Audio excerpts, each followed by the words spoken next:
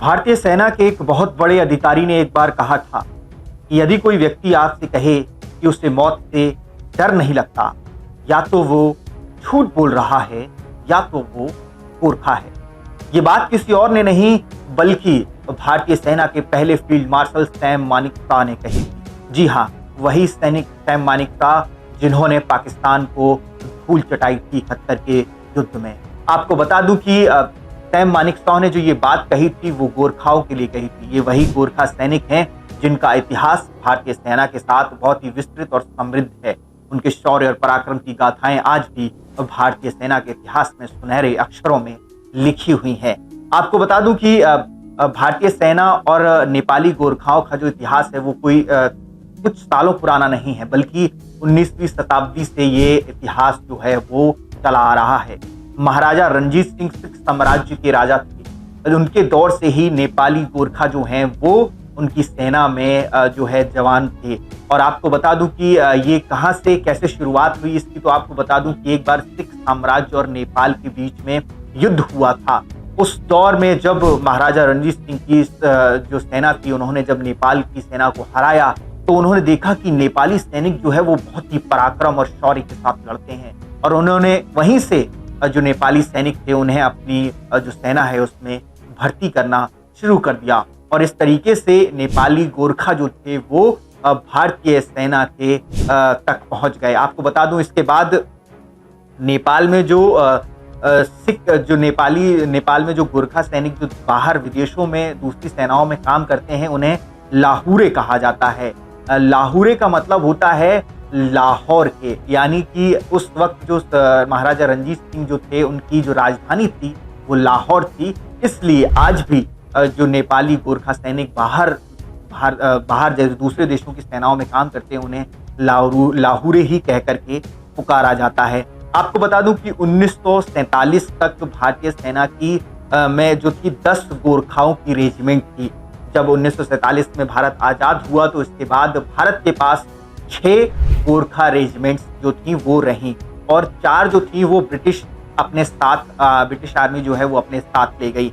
आपको बता दूं कि जो बची हुई 4 रेजिमेंट थी उनके सैनिकों के पास ये अधिकार था कि वो चाहे तो आजाद भारत के साथ आजाद भारत की सेना में शामिल हो सकते हैं। और बहुत सारे सैनिक जो थे उन 4 रेजिमेंट से आए और उसी वजह से जो 7वीं गोरखा रेजिमेंट का भारत की फौज ने निर्माण भी किया। आपको बता दूं आज की डेट में कुल 7 रेजिमेंट हैं गोरखाओं की जो है भारतीय सेना में, जिसमें कि 39 बटालियन हैं, जिसमें कि हर बटालियन में लगभग 850 जो हैं वो गोरखा सैनिक मौजूद हैं। अलग अलग रेजिमेंट्स में भी गोरखा सैनिक इस वक्त तैनात हैं, सिर्फ गोरखा रेजिमेंट में ही नहीं। आपको बता दूं कि एक त्रिपक्षीय समझौता हुआ था नेपाल, यूके यानी कि ब्रिटिशर्स के बीच में और भारत के बीच में कि वो जो है वो जो नेपाली गोरखा हैं उनकी भर्तियों को लेकर के कई सारी तरीकों को लेकर के एक समझौता हुआ था इन सरकारों के बीच में। आपको बता दूं कि आज भी ब्रिटिश सरकार जो है वो नेपाली गोरखाओं की भर्ती सिंगापुर पुलिस के लिए करती है। आपको बता दूं ब्रुनेई की आर्मी के लिए भी ये जो यूके की गवर्नमेंट है वो नेपाली गोरखाओं को भर्ती करती है। आपको बता दूं कि 2016 में जो है वो जो पहली गोरखा राइफल्स थी उसकी 6वीं बटालियन को बनाया गया था सिर्फ भारतीय गोरखाओं के लिए। इससे पहले ऐसा कुछ भी नहीं था। और जो ऐसा बताया जाता है जो अनुपात है भारतीय गोरखाओं का और नेपाली गोरखाओं का भारतीय सेना में वो 2:3 का है, यानी कि 2 अगर 5 वो हैं तो 2 उसमें भारत के होंगे और 3 नेपाली गोरखा होंगे।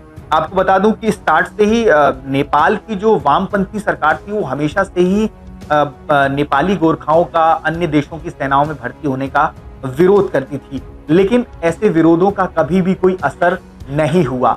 इसका एक बड़ा कारण ये था कि भारतीय सेना जो है वो एक तो पूरी सिक्योर फ्यूचर हो जाता था जब कोई सैनिक नेपाली गोरखा भारत की सेना में आता था, क्योंकि उसे आजीवन पेंशन मिलती थी और जो सर्विस थी वो भी 20 साल की होती थी। तो इस तरीके से आपको बता दूं कि इस बात का असर कभी भी सरकारों का विरोध जो है उसका असर इसलिए भी नहीं हुआ क्योंकि आज की डेट में 1.26 लाख गोरखा सैनिक जो हैं जिनमें से कुछ पेंशनर्स भी हैं, कुछ करेंटली आर्मी में वर्क कर रहे हैं, उन्हें कितनी सैलरी देती है भारतीय सरकार कि वहाँ की 2% जीडीपी का वो हिस्सा बन जाते हैं। तो इस वजह से भी एक बहुत बड़ा जो है आंकड़ा है गोरखा सैनिकों का भारत में। आपको बता दूं कि 2020 से पहले तक 32,000 के करीब गोरखा जो थे वो भारतीय सेना में काम कर रहे थे। लॉकडाउन लगा, भर्ती पर रोक लगी और उसके अगले साल ही जो है अग्निपथ जो योजना थी वो सरकार ने लागू कर दी। अग्निपथ योजना लागू करते ही जो नेपाल की सरकार थी उसने भी जो गोरखा जो आते थे नेपाली गोरखा उन पर आने पर रोक लगा दी। और अब ऐसा कहा जा रहा है कि नेपाली गोरखाओं की भर्ती पर तब तक रोक लगी रहेगी जब तक भारत और नेपाल की सरकार एक ग्राउंड पर आकर के एक सहमति नहीं बना लेती इस पर।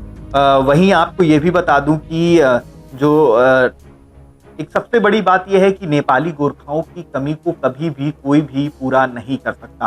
हमारे देश में भी गोरखा हैं, जो पहाड़ी इलाके हैं वहाँ पर हमारे देशों में भी गोरखा जो है एक जनजाति है वो पाई जाती है। लेकिन सबसे बड़ी बात यह है कि आजकल क्या है, हमारे यहाँ इतना विकसित होने के कारण हर चीज उन जगहों पर पहुंच चुकी है।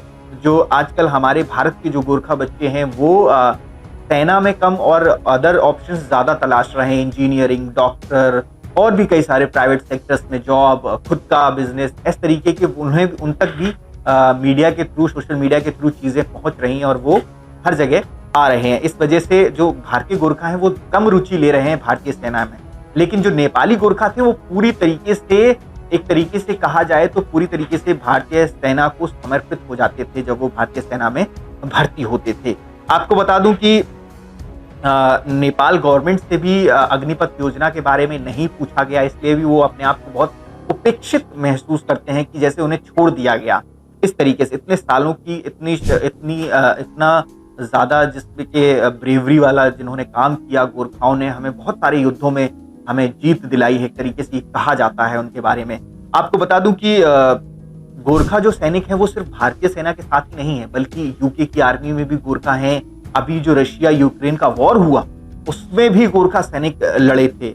आपको बता दूं फ्रांस की आर्मी में भी गोरखा सैनिक पाए जाते हैं। और अब जो इस वक्त में जो सबसे बड़ा डर भारत के लिए होना चाहिए वो ये है कि अगर भारत गोरखा सैनिक जो नेपाली गोरखा है उनकी भर्ती नहीं करेगी तो हो सकता है कि भारत का सबसे बड़ा दुश्मन चीन जो है, वहां की जो पीपल्स लिबरेशन आर्मी जो है PLA, वो उन गोरखाओं की भर्ती अपनी सेना में करे। लेकिन फिर स्थिति ये हो जाएगी कि जब चीन बॉर्डर पर जब हम लोग जाएंगे, हमारे सैनिक जाएंगे, तो वहां पर गोरखा वर्सेस गोरखा का युद्ध हो जाएगा। अभी तक हमारे पास जो भारतीय नेपाली जो गोरखा सैनिक हैं और हमारे भारतीय गोरखा सैनिक जो हैं उनको मिलाकर के हम बहुत स्ट्रॉन्ग होल्ड करते हैं जो LAC है उस पर, जो चाइना की बॉर्डर है उस पर। लेकिन यदि ऐसा हुआ, अगर नेपाली गोरखा हैं वो चाइना की सेना में गए तो कहीं ना कहीं उन्हें इसका फायदा, चाइना की आर्मी को इसका फायदा मिलेगा। तो ये एक बहुत बड़ा डर है गोरखाओं के लेकर के, क्योंकि बहुत गोरखाओं को कहा जाता है कि बॉर्डर जो होती है वहां पर बहुत पावरफुल माने जाते हैं गोरखा ऐसी बॉर्डर्स पर। इस वजह से भी भारत को इस विषय में चिंता करनी चाहिए गोरखाओं के लिए। आपको बता दूं कि एक उनकी बहादुरी का एक बहुत छोटा सा एक किस्सा आपको बताता हूं कि कितने बहादुर होते हैं गोरखा। एक तो आपने सैम मानेकशॉ की वो बात सुनी, और एक असली इतिहास का हिस्सा आपको बताता हूं कि सेकेंड वर्ल्ड वॉर के टाइम में एक पैदल सेना को, गोरखाओं की एक यूनिट को पैराट्रूपर के रूप में भेजा गया था कि उन्हें बर्मा में जाके, आज के म्यांमार में जाकर के जो प्लेन है उससे कूदना था। लेकिन जैसे ही वो लोग जो नेपाली गोरखा सैनिक थे वो चढ़े प्लेन में और पहली उड़ान पे गए तो ऑफिसर्स ने कहा कि पहले कौन कौन कूदेगा। तो आधे सैनिकों ने ही हाथ खड़ा किया। तो ऑफिसर ने उनके सूबेदार को बुलाया और पूछा कि इसमें से सिर्फ आधों ने ही कूदने के लिए क्यों हामी भरी। तो जो सूबेदार था उसने कहा कि साहब इन्हें पता ही नहीं है कि इन्हें कूदने के लिए पैराशूट भी दिया जाएगा। मतलब आप समझ सकते हैं कि उनमें से आधे सैनिकों ने ये भी नहीं सोचा कि उन्हें पैराशूट मिल रहा है या नहीं मिल रहा। उन्हें यही पता था कि उन्हें पैराशूट नहीं मिल रहा है, और फिर भी उन्होंने कूदने के लिए हाथ खड़े कर दिए। उनकी बहादुरी मतलब एक अलग ही स्तर की उनके पास बहादुरी और जज्बा होता है लड़ने के लिए दुश्मनों से। बहुत सारे ऐसे किस्से हैं जो नेपाली गोरखाओं से जुड़े हुए हैं, उनके सैनिकों से जुड़े हुए हैं। तो कहीं न कहीं भारत सरकार को इसके बारे में सोचना चाहिए, क्योंकि एक बहुत ही सुसज्जित और बहुत ही डेकोरेटेड रेजिमेंट्स हैं गोरखाओं। उनका इतिहास भारतीय सेना के साथ बहुत लंबा रहा है और इस तरीके से उन्हें उपेक्षित करना, उन्हें छोड़ना कहीं न कहीं भारतीय सेना के लिए, भारत देश के लिए नुकसानदेह भी हो सकता है। आपका इस पर क्या कहना है? हमें कमेंट सेक्शन में ज़रूर बताइए। जय हिंद, जय भारत।